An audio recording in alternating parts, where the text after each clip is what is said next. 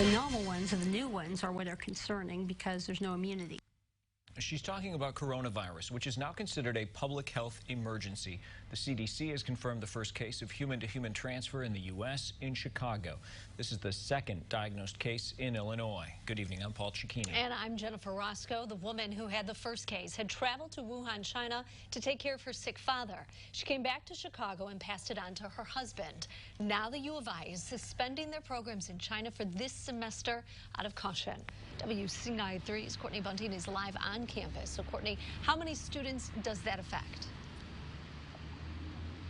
Well, Jennifer, university leaders describe it as a small number of students who will be affected. Now, suspending those programs basically means students will not be able to travel to China for anything university related. Now, I talked to students who say they're happy with what the university is doing to slow the spread.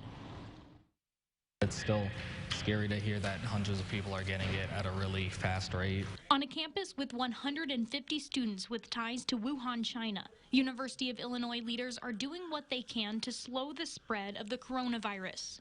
They're suspending academic programs in China for the 2020 spring semester.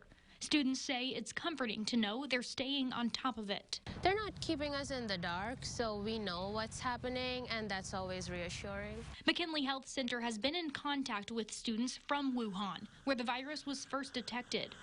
Those students are asked to self-quarantine, monitor themselves, or wear masks.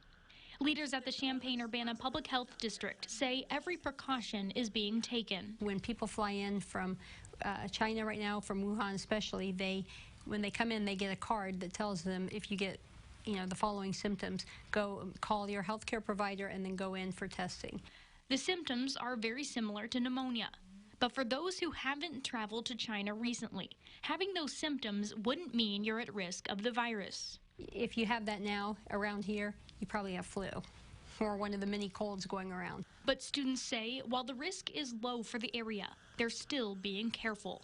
Just in general, I've just been more aware of being sick as a whole, so just making sure I wash my hands anytime I touch something, making sure I have a scarf or something that's covering me from breathing the cold outside air.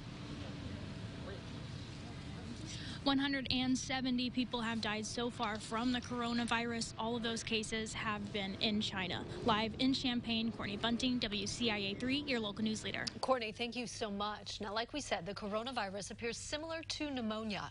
The symptoms are fever, cough, shortness of breath. It spreads through coughing and sneezing. You could have the virus for up to 2 weeks before you start showing symptoms.